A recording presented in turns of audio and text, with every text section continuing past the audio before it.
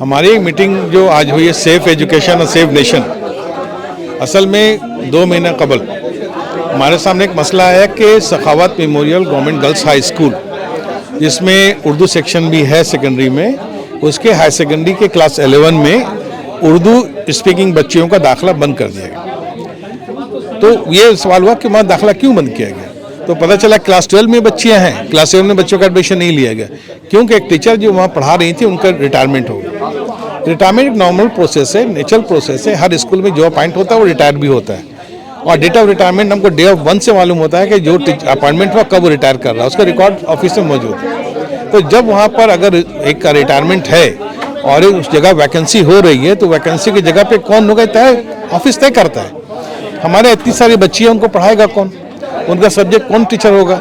हमारे पास दूसरा कोई टीचर नहीं है जो उनके जगह पर वो पढ़ाएंगे। तो ऐसी सूरत में सर्विसेज कमीशन से या कहीं से कोशिश करके टीचर का अपॉइंटमेंट होना चाहिए था, जो नहीं हुआ।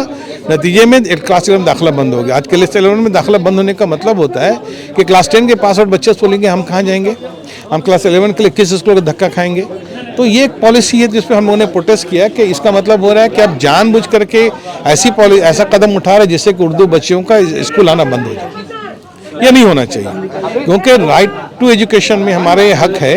और गवर्नमेंट ऑफ वेस्ट बंगाल का जो ऑफिशियल लैंग्वेज एक्ट अमेंडमेंट जो 2012 का था, 2021 का था, उसमें एक साफ तौर पर लिखा हुआ है कि जहाँ पर जिस डिवीज़न में, जिस सब डिवीज़न में, जिस डिस्ट्रिक्ट में जिस ज़बान के बोलने वाले 10% ज़्यादा होगा उनको अहमियत दी जाएगी। तो यहाँ पे जो कुछ ही गवर्नमेंट स्कूल हैं यहाँ पर, बाकी तो गवर्नमेंट एडेड स्कूल्स हैं। तो उन गवर्नमेंट स्कूल्स में भी अगर इस रास्ते को बंद कर दिया जाए तो ये गलत बात है, नाइंसाफ़ी है। हम लोगों ने एहतजाज किया, टीआईसी से बातचीत की, कोई जवाब नहीं मिला। हम लोगों ने कहा कि मिलना चाहते हैं 2-4 आदमी, कोई जवाब नहीं मिला। हम लोगों ने फिर एक लेटर लिखा कि देखिए ये तमाम मसले हैं, उसका कोई हल होना चाहिए, आप ही कोशिश कीजिए। अगर आप कहिएगा तो हम आपके साथ मिल करके तहरीक को चलाएँगे ताकि मसला हल होना चाहिए।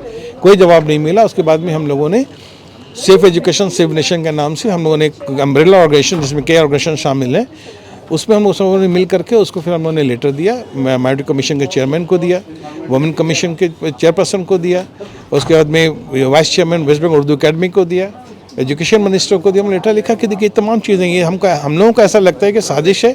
धीरे धीरे ये उर्दू बोलने वाली बच्चों का जो मुस्तकबिल है या इनका जो पढ़ने का हक या अधिकार है वो छीना जा रहा है। तो इसमें आप मुदाखलत कीजिए ताकि मसला हल हो जाए। नया लेटर लिखा है। तो क्या वज़ीर आला के साथ मीटिंग आप लोगों की होगी ऐसा? ये हमारा कोई भी मुतालबा नहीं है। अभी हम लोग उनसे मिलना हमारा ये नहीं है। हम लोग चाहते हैं कि ये जो मसला है, लोग अलग अलग तौर पर अपने तौर पर बात कर रहे हैं, लेकिन एक प्लेटफॉर्म पे आकर के डिस्कस नहीं कर रहे हैं कि हम ये सबका मुश्तरका मामला है। ये कोई सियासी मामला नहीं है, ये हमारा मुश्तरका मामला है। हम लोग सबको मिल करके इसको हल करना है।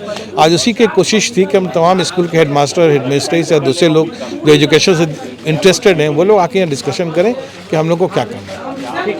तो बहुत अच्छी हुई है, क्योंकि सबसे बड़ी बात यह है कि बहुत से स्कूलों के, उर्दू स्कूलों के हेडमास्टर, एडमिनिस्ट्रेटर वगैरह भी आए हैं, कुछ टीचर आए हैं, कुछ ऐसे भी लोग हैं जो स्कूल के टीचर नहीं हैं लेकिन उर्दू से या तालीम से जिनको दिलचस्पी है, वो लोग आए हैं, अपने अपने ख्यालात का इजहार किया है।